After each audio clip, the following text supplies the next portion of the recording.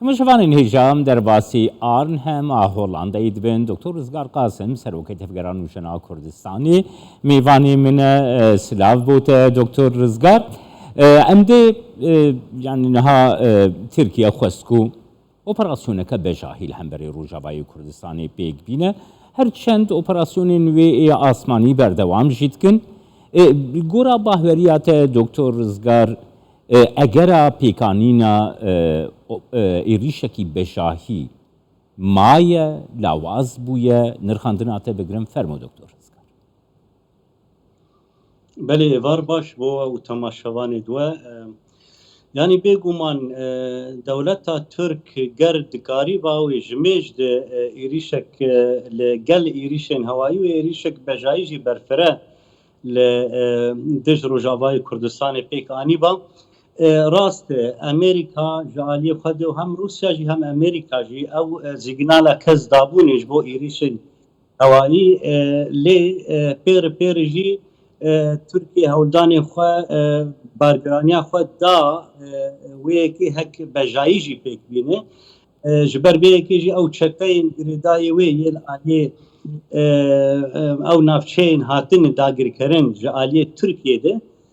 او جی آماده کربون یه بنابه ارتش نتوی یه گریدای اپوزیسیون سوری او جی آماده کربون لی پشتی گوهرتن پشتی حشکبونا هلوستک جهازم قصد برانبر بیدنگیا امریکا جی ریاکسیونک یکسر ریاکسیونک پر شفاف و زلال نشان دا يعني باوريات هيا دكتور رزقار باوريات هيا كو ارتشا آزاد گوتی بنافکرن یعنی جی ارتشا ملی گوتی بنافکرن او بخوی ریشکی بجاهی بین سر دورن گود بین کنترولاری و بریا خو سردنه او بخوتنی نکارن دما هک ایریشک بجای بکرن ویش آلی ترکیه بکرن او دستک ترکیه نه بقرار ترکیه اوانا دلیون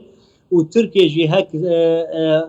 رحنیا کس جی امریکا و روسیای تایبت امریکا نگره و نکار به ایریشا بجای پیک بینه و از باورم بر جواندی امریکا و هبون امریکا ده بگشتی در روجلاتا نابین به تایبت لروجاوای کردستان و لسوریه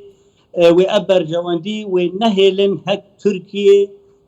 ترکیه به ایریش پیک بینه جبر او ایریشا ببیرنگی و تعداد مازن و بر جواندی امریکا جی با آرمانج بگرتن دکتر رزگار هر وها يعني قالك بالكيش بو روسيا پیشنیار دکن جی ترکیه رد بیجه کو اپراسیونکی بجاهینه که لگل رژیما سوریه لحودو بکه دوهیشی سر کماره ترکیه دست نشان کر گوت کو گر رژیما سوریه وان جهین سینوری جی کنترول بکه اما ام دی اپراسیونکی بجاهینه کن تباور دکی گوتن اف بینا انقره و موسکو ده سناریوی که دوی درباره ده هبه کو ری لبر هاتنا رژیمی بگره نرخاندنا تا چیه دکتر؟ بله اب يعني اب از دکارم به کردی ببیجه محور استانایی روسیا و ترکیه و ایران تیده اب محور هانه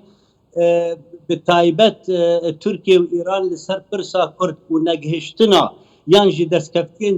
دست کردان دل روجاوای کردستانی و پیر جی ایرو اشکرد به حتی المشهور کردستانی جی او هف پارترنا رول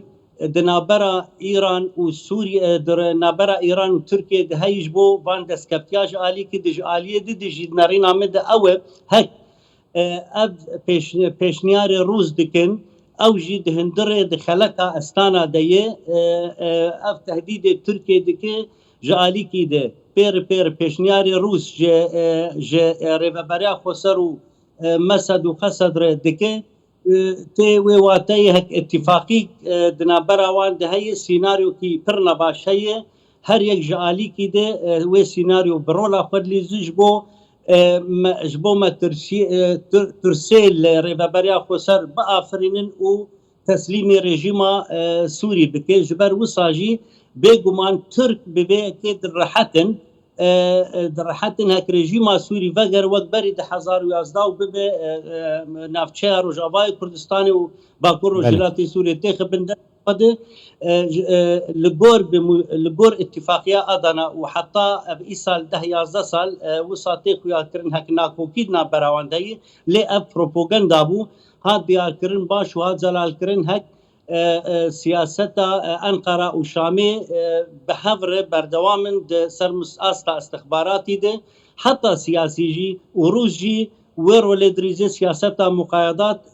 يعني اب محور استانا محوره كي للدج بقشتي حرسي طرف للدج دستكفتين قال كل رجاوای كردستاني دكتور رزگار دخوازم که بزانه بمنها انقره هر دم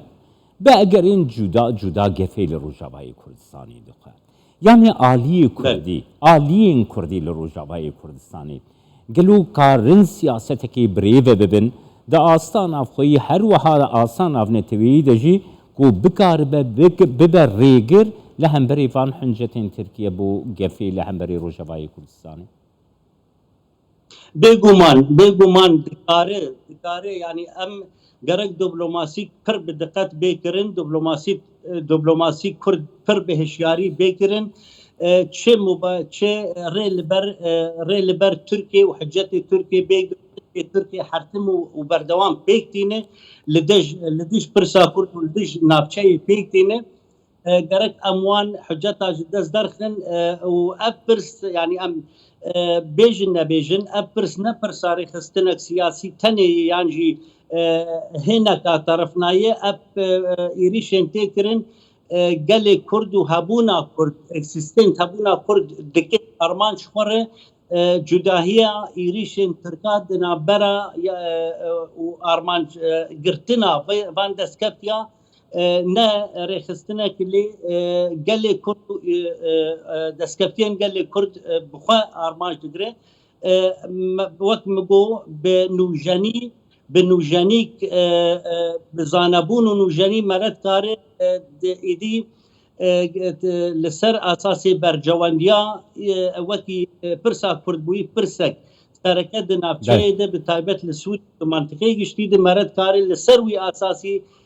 برجوانديا ما ودولتين وهز المازن ايرو دغهن هب گرك ام بزانبون وبردوام بكن نت يعني نا تاني ام نتني ام د يعني خلقا كلاسيكيه ام قاربن فازاد بكن و ام قاربن مواكبات ظروف و بهرتن و پیشکتنی